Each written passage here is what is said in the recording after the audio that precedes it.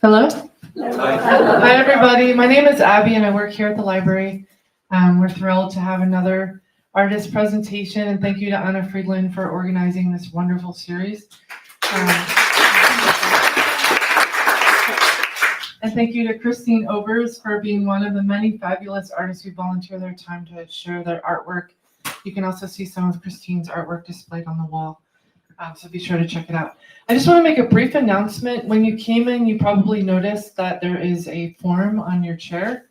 It is for the Zip Book program. This is a really wonderful opportunity to see things on the shelves that represent your interests as a patron. So the way it works, it's grant funded from the California State Library, and we need to spend the money before the time is up. So I just want to encourage every single person in here to choose a book that speaks to you. The rules are that it has to be under $50, published within the last 10 years, and not already in the collection. Now, when I say the collection, I don't mean the consortium collection, which is 100 libraries. I mean just Mariposa County branches. So when you look, if you see that there's a copy in Fresno, we can still get a copy for our branch. Any category. Children can also do this, so the parent or guardian just needs to sign. If you have a child in your family that would like to choose, please participate so that we can spend the money. Okay, that's pretty much it. I'm going to hand it over to Anna, and thank you so much. Oh, question. When do you need this? What's the deadline? Good question. So there's not a firm deadline. Matt can let us know how much is left in the coffers. He's right in the back there, our county library.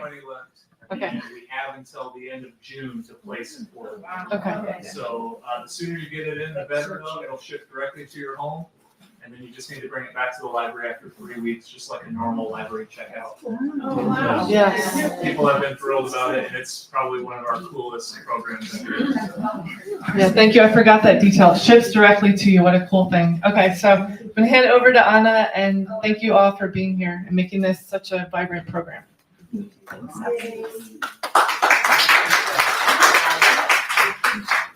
Can you hear me if I Yes. don't use, okay. I'm gonna set this down. Okay, welcome to Foothill Arts and Lectures. This series was developed to reconnect members of our community, celebrate artists' accomplishments, highlight our local artists, and bring enriching perspectives and stories into our lives. This is a Mariposa County Library program, and it's supported by the library, Mariposa County, and the Mariposa Arts Council. Before we begin, please check that your devices are on silent.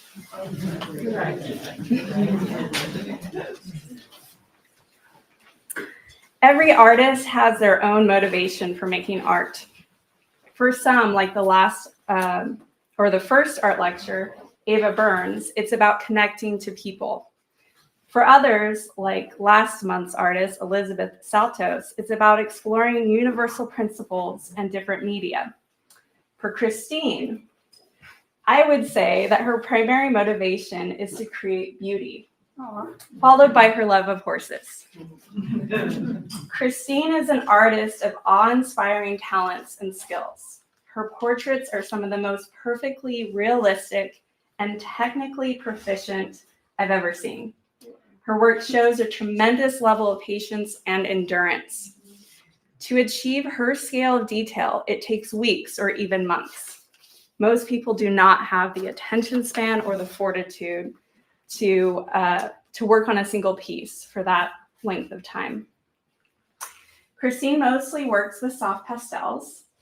She appreciates the versatility of the medium and its considerable range of techniques for her portraiture of horses and humans. Christine says, I can create the texture of coarse hair, as well as the soft, velvety areas of skin around the nose and the mouth. Capturing the subject and making them come alive on a two-dimensional paper surface is nothing short of exhilarating. With my pastels and paper, I can hold a fleeting moment in time and preserve it. Her mastery of soft pastels has led her to many international awards and honors, including the Master Circle Gold Medal Award from the International Association of Pastel Societies. She's a signature member of multiple pastel societies across the US and Canada. Thank you, Christine, for sharing your beautiful art and life with us. Please give a round of applause for Christine Obers.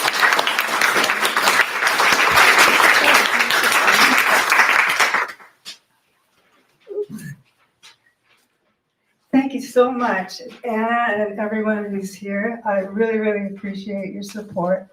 As you can see here, this is where I grew up. I grew up in Winnipeg, Manitoba, Canada, which is just a little bit north of the border. So to say the least, I was very, very influenced by American culture. So it's actually very close to Lake Winnipeg there too. So I had a lot of opportunities to do a lot of exploring, and I really enjoyed that a lot.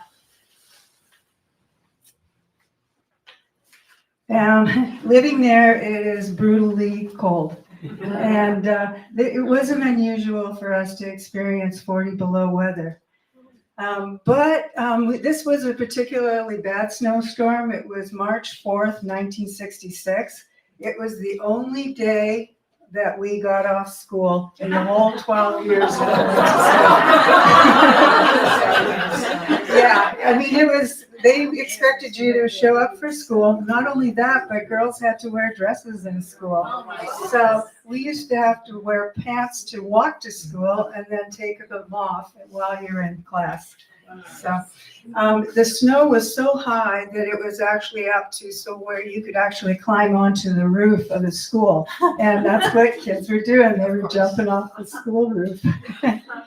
But not only that, we spent an awful lot of time outside. So we created forts, and we created all kinds of things like a toboggan slide. We pretty much, any opportunity we had, we were outside. And even in spite of the tremendous cold. Come on, clicker. So these are, what's that? I skipped one? Okay. Oh, okay. So I have 3 brothers. I'm the oldest. My brothers and I are very, very close. When we were young, we used to ride our bikes out into the bush. And we used to go do a lot of exploring. And the custom back then was that when you had trash and stuff like that, you took it to the bush and dumped it there somewhere. So what we did was we went down these little roads and stuff and found old cars and old bottles and things like that. And that was kind of fun. We used to find also old abandoned houses, and that was really exciting too. I'm still really close with them, and we still do a lot of exploring together. My mother was an elementary school teacher. She was very gifted at art herself. She didn't do much while we were growing up, but she kept on painting and was attending art classes even into her 90s. Yeah, and she did an enormous amount of work. My father was always attracted to radio.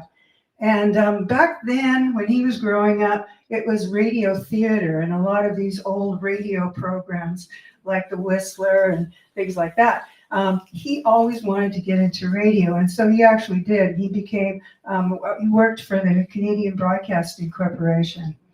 And so I was kind of exposed to entertainment and media even back then. He used to take me to the studio where they actually did the TV programs. And so I had that experience as well. And these were my early influences. I was born in 1953, and TV was just starting to be something that was huge. Every house had a TV. And people used to actually gather around the TV. I remember going to my grandmother's house for dinner, and then afterwards we would go and watch Ed Sullivan Show. You know? And it was just something you did. You'd watch Bonanza together. I used to watch a lot of cartoons because I loved them. I loved Bugs Bunny cartoons and Mickey Mouse. We always would watch Disney too. That was another Sunday kind of thing that we would do. And so programs were very much, I love things like My Friend Flicka and Fury. yeah, so there were things that I really, really enjoyed.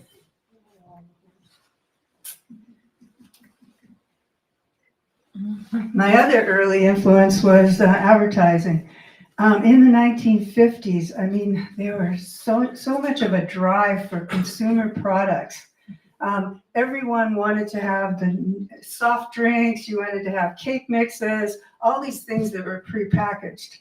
And so I was exposed to a lot of that. All those things that make life more convenient was kind of what the drive was for. And I loved these cars that had the big giant fins on them. Yeah, I mean, they seem kind of silly nowadays, but yeah, I mean, that was a big deal thing when the new car came out. Yeah, everybody wanted to see the new car. And isn't that incredibly wrong? I mean, yeah, unbelievable. But there was no rules, it seemed like. I mean, they would have doctors holding up cigarettes saying that this is the way I calm down, you know, things like that. And these are the books that I like to read. I read every single Nancy Drew book. I also read every single Hardy Boys book. I love this series. I used to copy his artwork, Sam Sabat. He did some also some novels too, and I read those. I love Smokey the Cowhorse. That was one of my favorite books. I like these Island of Adventure ones. And I read all the series of the Black Stallion. And I love Donald Duck adventure stories. Those were great. Yeah, Uncle Scrooge and the nephews. Oh, love those. And I liked Western Horsemen because I wanted to learn how to take care of a horse. And my favorite movie was Wizard of Oz, and it still is. I had an obsession with horses, even right from the beginning. I just love them. But we lived in the city, and my parents thought, well, you'll just grow out of it. So anyway.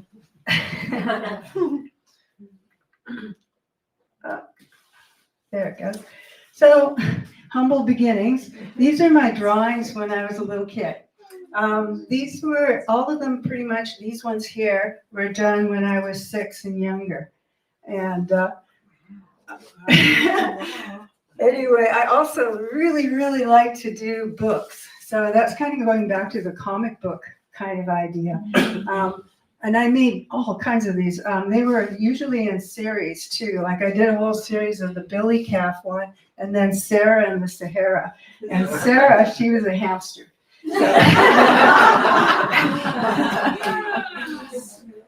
Yeah, and that's the Lion and the Unicorn fighting for the crown.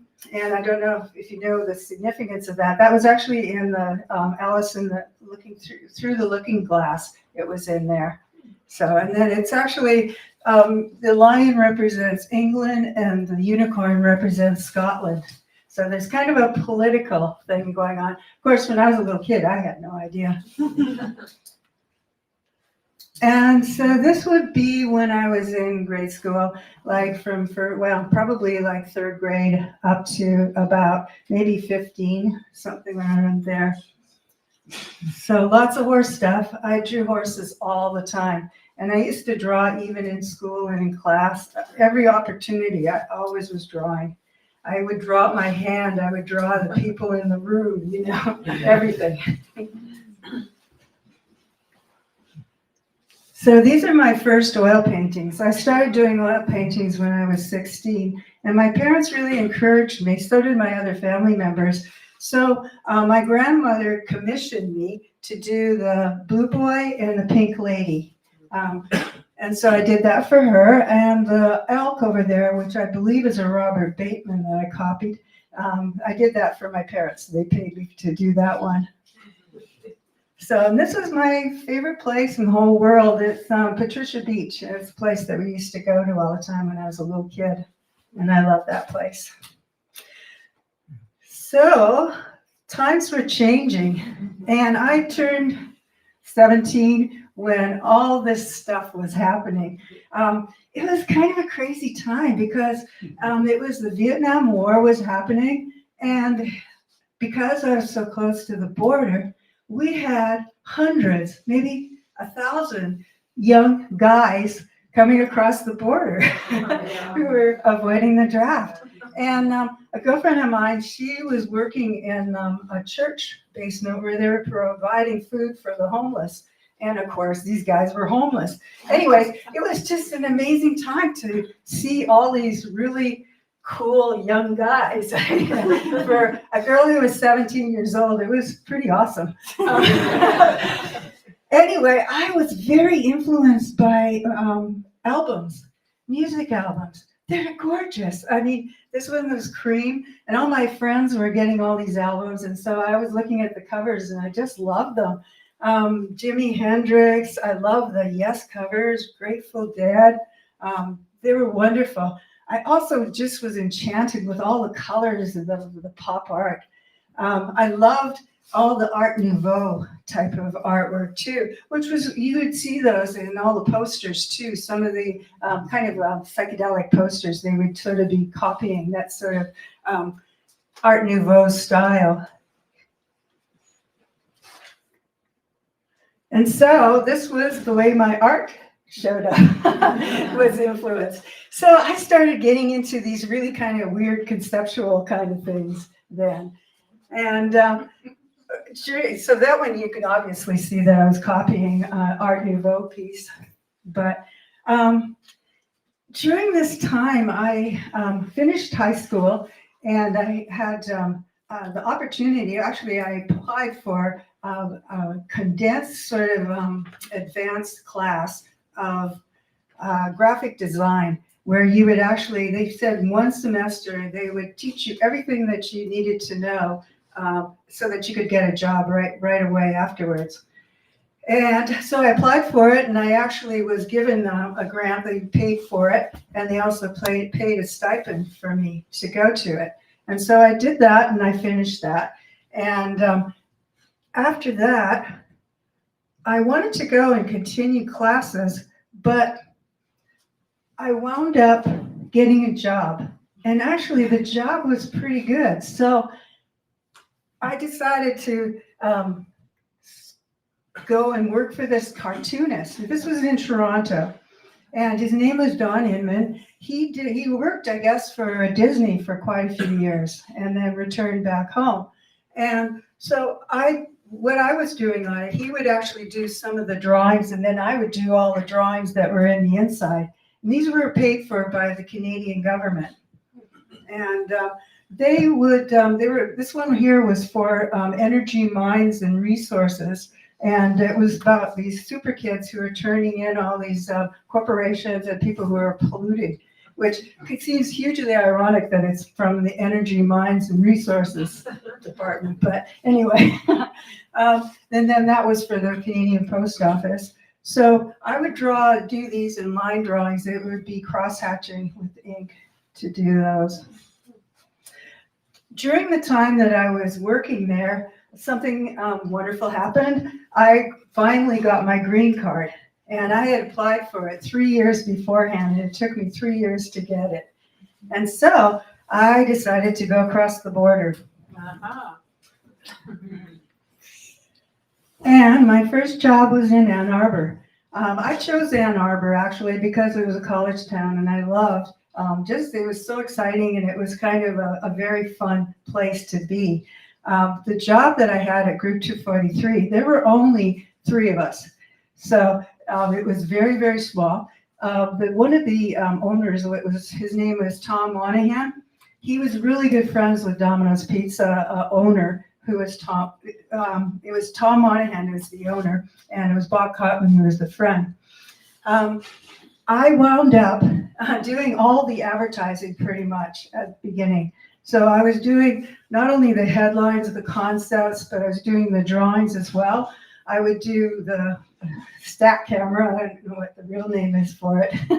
I did the ruby lists. I burned plates. I did everything for them. And I did loads and loads and loads of ads for them.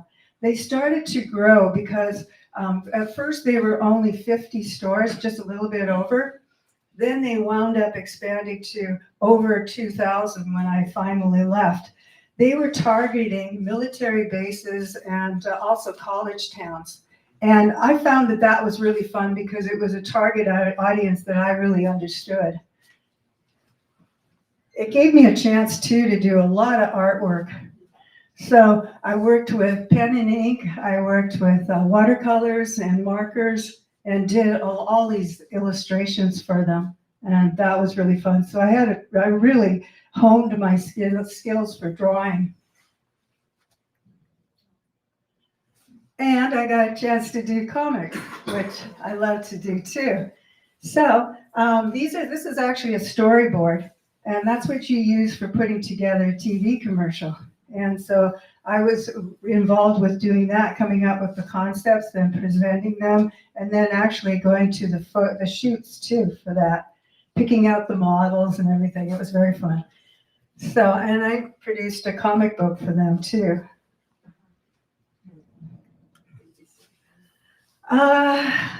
When things started to get really corporate over at 243, and actually I just felt like I needed to leave, I wanted to pursue my dream of coming to California, because I've been thinking about it pretty much ever since I was a teenager, that I wanted to come to California.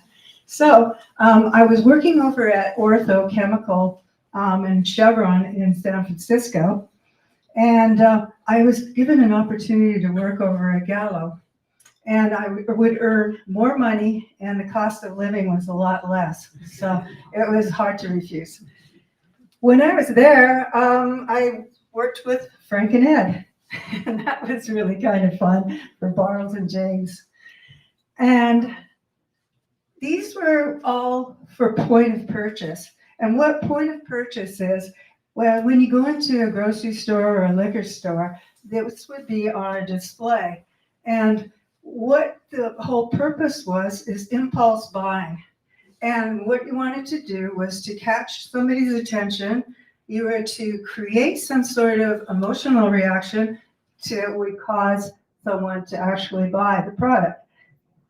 They would put these kind of displays, like this one in particular, over in the juices department. And then you would have, like, this one was a mixed drink where you'd have cranberry juice with it. So the intention was that somebody going to buy cranberry juice would see this and go, oh yeah, that's a good idea. So anyway, and it works really. I worked with Bertolli. There were lots of other brands that I worked with too, even Black Angus with their meat. One of the things that I wanted to do whenever I was doing my advertising was I really, really wanted it to look beautiful.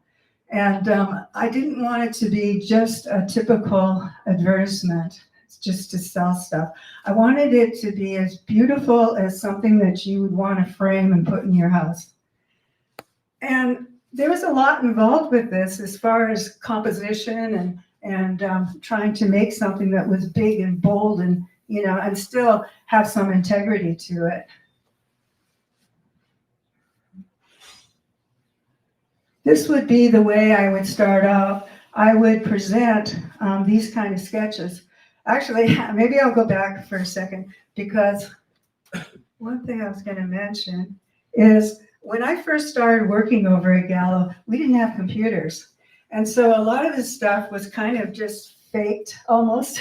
Like this particular here thing, the background was actually the sequined thing, and we had it backed up enough so that it looked like it was all like shiny things like that. Over here, that was just a printed out background with fake flowers. So there was a lot of kind of manipulating to make something look real. This too was a photo that was in the background. But I had the chance to work with a lot of food stylists and models, and that was very fun. I enjoyed that very much. When I presented, they would pick one of these sketches, and then we would go to the actual final photo, and I would give these to them, and they would actually do the photography from that. But over here, what I did was, it was a sketch. I scanned it, and then I worked on it in Photoshop and did the shading on it. But I still had my horse obsession. And it was so wonderful because I was living in Modesto and I could actually afford to have a horse and actually have a horse. So my first horse was Prince, and that's him there. And since then I had Oreo, which is the giant Appaloosa that was 17 hands. He was enormous. And then I had Bashad, and then this is, oh yeah, that's, his name is Bismarck, yeah. Anyway, I was so obsessed, I actually went to Portugal to learn how to do dressage, and I went to Ireland to do cross country. And cross country was my absolute favorite thing, because what you do is you gallop full speed and then jump over all these jumps, and it's just so incredibly, incredibly fun. But it's dangerous, so I don't do that anymore, but it's really, really fun. This picture here was taken early in the morning. I used to ride my horse before I went to work, so it was in the early dawn, and actually there's a picture of it's on the wall over there that it was my horse, because sometimes it was dark when I first went out to go get my horse.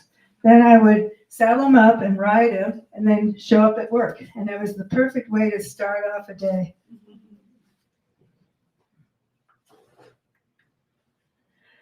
But things were changing over at Gallo. Instead of stores wanting to have all this advertising inside, they were going towards something that was called a clean store. And they didn't want all this advertising in there. They felt like it was, just, I don't know, it was too busy, and they didn't like it for their store, just the interior. So we were sort of downsizing our art department then. The other thing that happened was the whole department that I was working for was created by Ernest Gallo because he liked to micromanage everything. He didn't want anybody telling him how to sell his wine. So he wanted to be very personally active as far as picking out what was going to be presented and what wasn't. And to his credit, actually, he was incredibly good at it. So he was really a genius at marketing. But once he passed away, his children and the grandchildren had no interest in that. And so their inclination was just to outsource everything. So there was no need for our department really anymore. I mean, they had a few people in there just for doing things like sort of quick projects. But that's when they requested that I retire. And I was not expecting that. That was really kind of a shock. I kind of had hoped to work there for a bit longer so I could save up enough money so that I had enough for a good retirement. The other thing is, after doing this for so many years, I didn't know what to do with myself. Only thing I knew how to do was advertising. Mm-hmm. And I could go back to the big city and try and do that there, but I didn't really want to. So I was kind of a little bit in sort of a quandary as to what to do next. So because I love horses and because I was always interested in sort of Western stuff, I was doing some horsehair braiding and hitching. Like these are all hitched and those ones are hitched too. The quirt is hitched. I learned how to do that and it was really fun. I was actually creating a lot of these kind of things for my friends who had horses. And it was especially nice for them to remember their horses once they had passed away. Chris, can you explain what you mean by hitching? Oh, well, I'd have to almost show you. You actually have to have a bar, like a piece of metal, and then you wrap it around. But each time you're putting the horsehair over top of it, then winding it down underneath it, and then you do your next one. And you kind of go all the way around this bar. Are you running through threads at the same time? Yeah, you do that too. So yeah, you're wrapping it around the thread, then plus going around. Thank you. So is it purely decorative or is it? No, it's useful? functional. Oh yeah, they used to make headstalls and bridles and all kinds of stuff from it. Yeah, some of the really nice horsehair stuff was done in penitentiaries because they had an abundance of time there. So yeah, so actually some of the greatest works of horsehair hitching were done at was it Deer Lodge? Deer Lodge, Montana. Yeah, Deer Lodge, Montana Penitentiary. And some of that work is just worth a fortune now.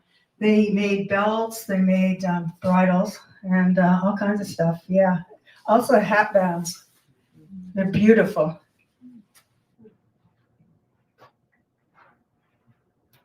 And I also did leather work. There was a Tandy store that was in Modesto. And so I always loved the tooling that was on Western saddles. And so I decided to learn how to do that. And I was making belts, making other kinds of little projects too. That's a wallet, and that's a luggage tag, a knife holder, a barrette that I never really finished. But this one was a dragon one that I designed. Actually, all these are my designs. I love doing the designs, but it was really, really time consuming to do the actual tooling on it. And the way you tool it is you have wet leather and you take a stamp type of tool and then you hit it. And that's how you make all the different edges and things like that that are on there. So this one was a commission, that one was a commission. So yeah, I enjoyed doing that. And I also did a little bit of digital art, and I'm actually still doing digital art. I'm doing 3D stuff too now, just for the fun of it. This one is all the attributes of red wine, and it's just all words going all the way across. This one is all the attributes of white wine. That's my horse. I just played around with Photoshop and did him running across in 3 stages. Then I was in one of the art stores. It was called Artel that was in Modesto. And I saw this cover and I was just blown away. I thought, oh my gosh, I would love to be able to do that. And it was so beautifully done. I love the attitude that girl was showing. I mean, she, I guess the way I interpreted it is that her mother or somebody is telling her she has to do this. And she's sort of like, yeah, okay, I'm going to do it. But she really doesn't want to. So that's why she's got a sort of a scant type of a look. But when I was at the store, I asked them, do you have pastels? Do you have the paper? And they said, oh, yeah. And then we also have a Thursday evening class. Pretty much people just bring whatever they want to work on. But there is a lady there that she's done some pastel work, and she'll help you. So I did that. One of the things about pastels is they're so historic. I had no idea that they go back to the 1700s. It's pure pigment in a binder, which is usually gum arabic, and just made with water.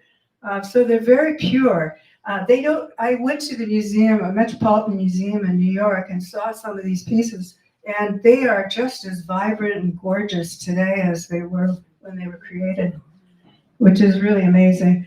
I love the realistic qualities of these. I mean, they, aside from the kind of weird clothes, they could be people that you see right now. So these are my first pastels. This was the very first one that I did, and they recommended doing it on a colored surface, which I thought was kind of a great idea, so I did that. And then this one also is on a colored surface.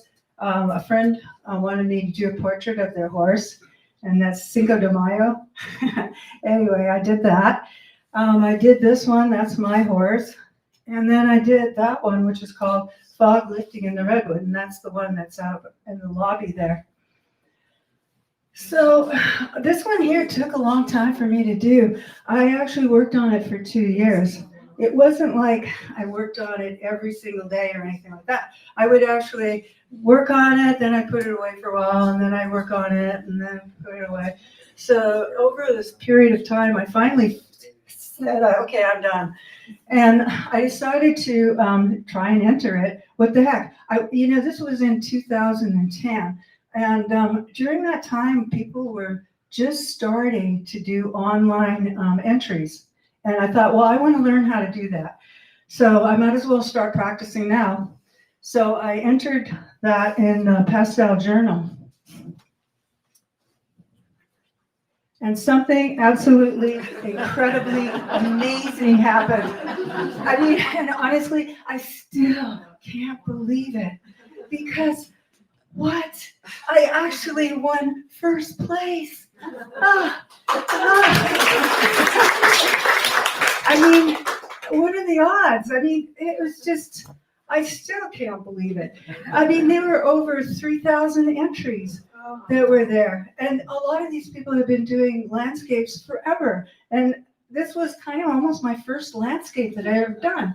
And when they were interviewing me for the article, they were asking me all these questions like, what are your favorite pastels and what kind of paper do you like using and all stuff. And I didn't know what to say because I hadn't really worked with it that much.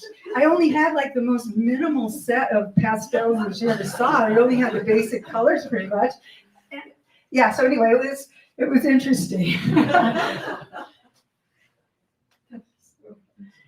But then it was so crazy because I entered it in other shows and it was winning too. So it was kind of like this snowball effect and it just kept growing and growing. And I started entering in more competitions and they were doing well too, to the point where I eventually actually earned enough points to get the gold medal, which was really incredible because it's international. It was for every single country that does pastels, which is really amazing. And I think somewhere along the line, I started getting this kind of idea like, what if I'm an artist and I didn't even know about it? I mean, and that's how insecure I was.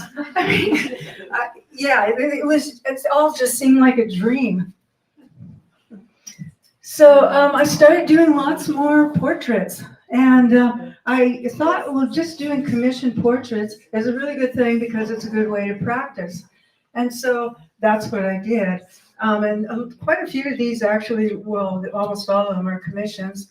And I actually won some awards with some of those too. And what's supposed to happen right now is this is a little video. Okay.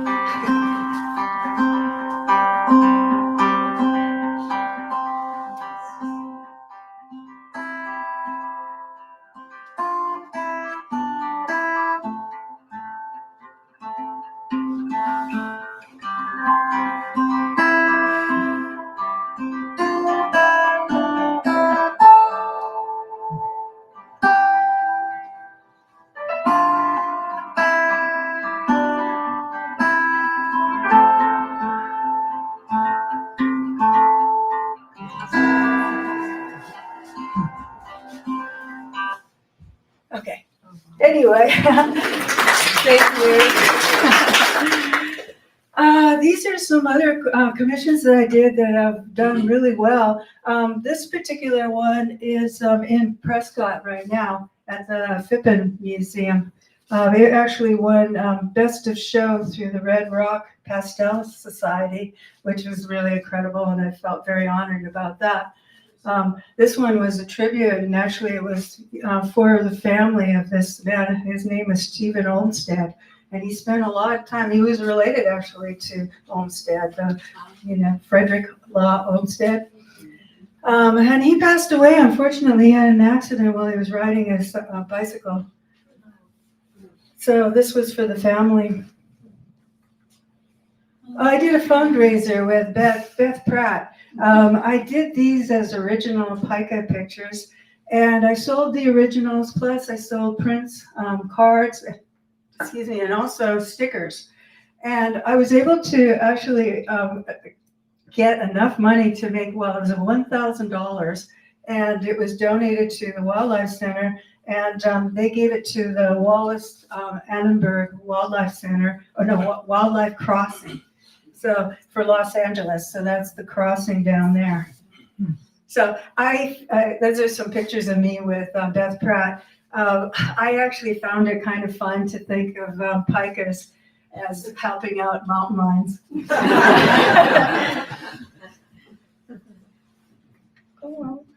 And I design wine labels. Yeah, and I just absolutely I love doing that. And Casto Oaks and Chris Casto is so wonderful. They let me actually have a studio over at their vineyard, and I'm just so incredibly grateful. So thank you, Chris. Anyway, I enjoy doing these labels. It's so fun because Chris likes to talk about the history of this area, and I love it too. That's one of the reasons why I moved to Mariposa, was that I love the history here. It's just so rich. So, and I find it very fun to actually use that for my inspiration for doing the labels. And I do workshops because I don't get the opportunity to do very many locally here. I've been doing a lot that are Zoom. And it's been actually working out pretty well. I've done Zoom ones, especially for pastel societies that are very far away, like Australia and New Zealand. And just recently I was doing a pastel mentorship with someone that lives in England. And so that's been very fun. And these ones here, this was in Turlock, that one was in Modesto. I've also put together a video series that's day-to-day, an exercise for developing your drawing habits. And there's just some images of me teaching. I also like doing sketchbooks, and I really feel like sketchbooks are just the ticket for building up your art skills.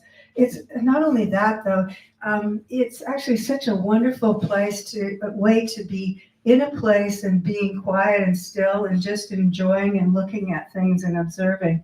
So I really am a strong advocate of sketchbooks. And I'm going to be teaching a sketchbook workshop in June for the paint out that's going to be occurring. So it's June 6th to 7th, 8th, something like that. But I've got some postcards about that.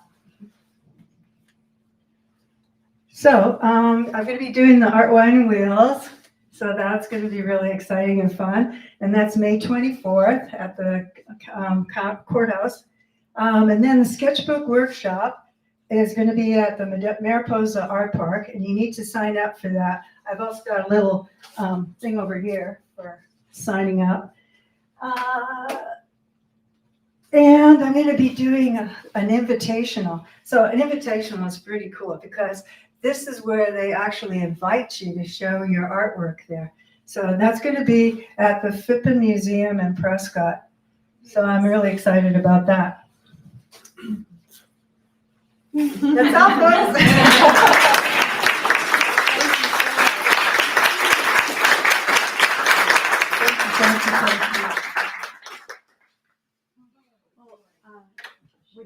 Can you answer some questions? Yes. Are there Any questions? Are you married? That's my husband.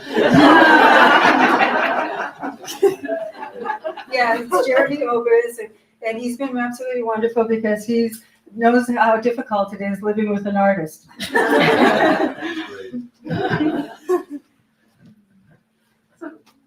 Yes?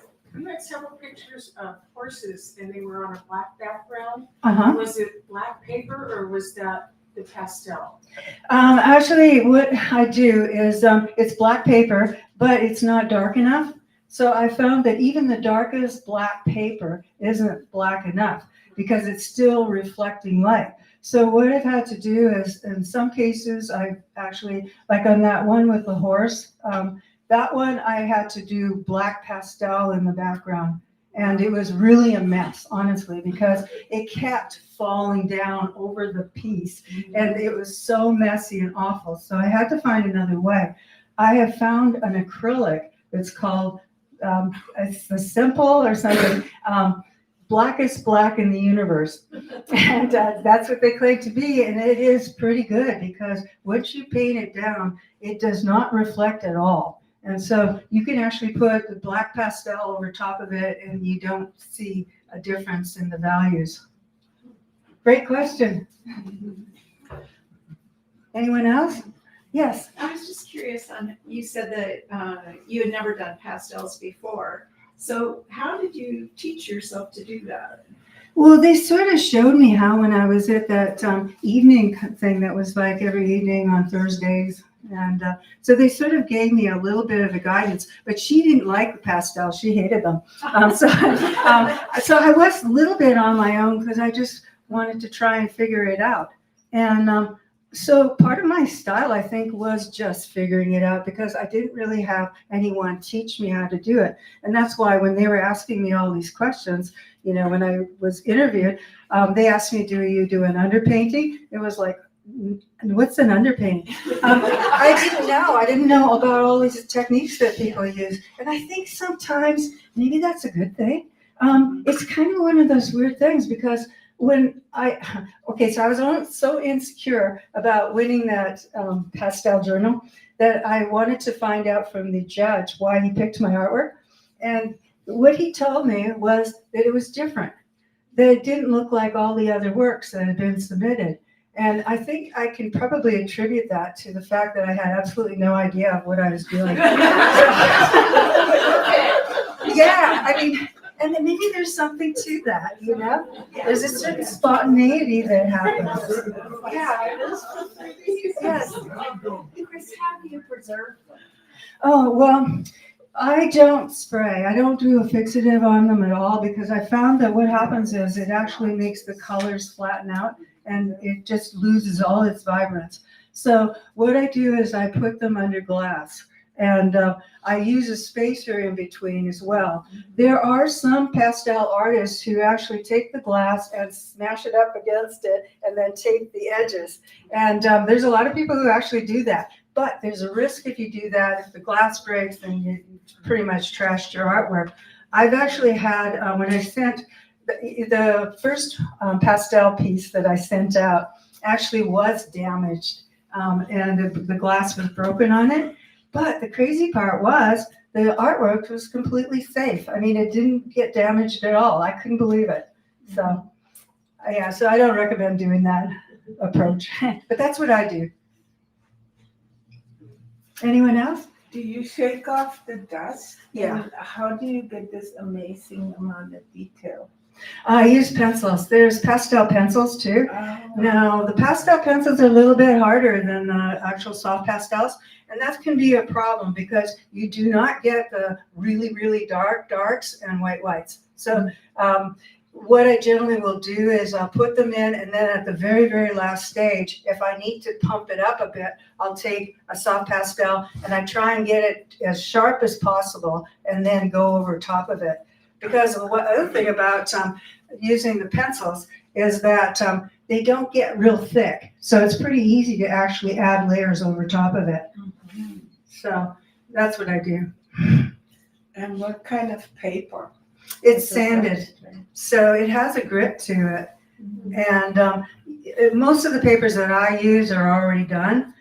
You can actually do all kinds of things to kind of create a surface too. Some people actually just use the surface that's on a paper that's very woven, like a watercolor paper too, and you can use that too.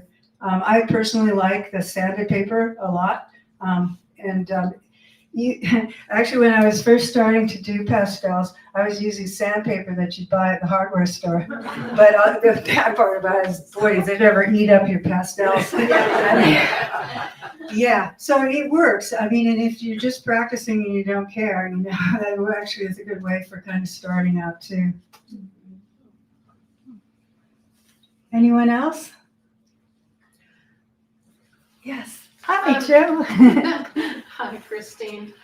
That was such a wonderful presentation because you could see how a child with, you know, their childish ambitions have feelings about things and start out at a spot, and it just grows and grows as they see things and they include them. That was just beautiful. Oh, thank you so much. Yeah. I appreciate that. Anyone else? Yes. I'm just curious about your daily practice as an artist. If you could tell us just a little bit about what a day in the life of your studio looks like. My husband is rolling his eyes right now. But actually, recently it's been not so great because I've been working on this. But normally my schedule is that I work out in the morning on Mondays and Tuesdays, and then the whole afternoon into the evening, if necessary, I work on my artwork. On Wednesdays, I try and do a full day of working on my art, and then Thursday the same. And then Friday, I work out in the morning, and then I do my artwork in the afternoon. And Saturday's kind of similar. Sunday is work on the property, splitting wood and all that stuff. Yeah. So that's my schedule. Yes. Where are you headed next? What would you like to try? What's in your mind that you'd like to experiment? I'm so glad you asked that because honestly, I don't know. And I feel like I'm just a work in progress. That here I am, 71 years old, but I still don't know exactly where I want to go with the artwork. I feel like I want to get into something that's maybe a little bit more conceptual, but I don't really know what that is yet. And I feel like I'm hoping that something will just pop up and it'll be, yes, this is it. So that's where I'm at. And I hear the clock ticking away and it's just so darn annoying. Yeah, so I realized too that I don't have a heck of a lot of time to figure this out. So yeah, so there is a little bit of an incentive to kind of get on the ball and do something. Have you tried watercolor? Yeah, I have, and I actually really liked it when I was working with it before. And some of those pieces, the Domino's Pizza ones, were with watercolor, but I don't use it too much now. I don't know why, but pastels just are so darn easy. The sticks are there, you just slap it on and it's done. So it seems like watercolors is more picky. But yeah, I mean, not that there's anything wrong with watercolors. I actually like them a lot too, but yeah, for me right now, pastels are the thing. But there's all these other mediums that I want to try out. Like one of them is silver point. And I don't know if you've heard of that, but silver point is what they used to use a long time ago, like during the Renaissance for drawing. And basically all it is using a metal wire and you're drawing with it. So different kinds of metals actually turn different colors. And that's what Leonardo da Vinci used an awful lot, and Botticelli used, and also Albert Dürer used. And you draw with it. The crazy part about it is when you start off, it looks different than the way it's going to look in a few months because the metal tarnishes. So it actually gets darker and changes colors with time. So I really want to experiment with that because it seems like that would be really fun. So there's some other mediums too that I'm kind of blanking on right now that I'd like to try too, which would be really fun. You used to paint with wine. Yeah, I did. And that's really fun too. Yeah. Yes? Where do you currently market your work and how do you go about that? Well, I found that the best place for me to do that is elsewhere, unfortunately. So I try and put my artwork out in a lot of different shows all across the country. And I found that some places are really, really receptive. Like, for example, Scottsdale, that area is really good for me. Also, I entered a piece over at Aiken in South Carolina, and that area seems to be a really good area. So I'm thinking about kind of moving out and like checking out other areas, especially across the country, Kentucky, that area too. So because of the horses? Yeah, because of the horses, and also because I almost feel embarrassed to say this, but they're more money, and people are willing to spend it on artwork. So, I mean, when I've spent time in Scottsdale, it just kind of blows me away how much people will spend on artwork. And it's a good thing, really, because, I mean, really, us artists do deserve to be paid well. It always kind of felt sort of insulting that I would pay, the plumber, something like $600. And meanwhile, somebody would say that my artwork wasn't worth $600, you know? Yeah, so I don't know. Anyone else? Thank you. Yeah, thank you. Thank you.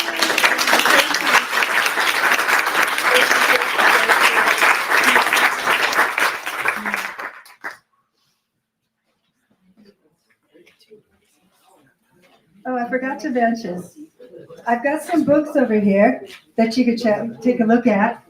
Should I actually have been mentioning the books? Oh, no, it's okay. Okay, and I also have some stickers, and anybody is interested in picking up a sticker, it's free tonight only. Yeah, so pick out a sticker if you like.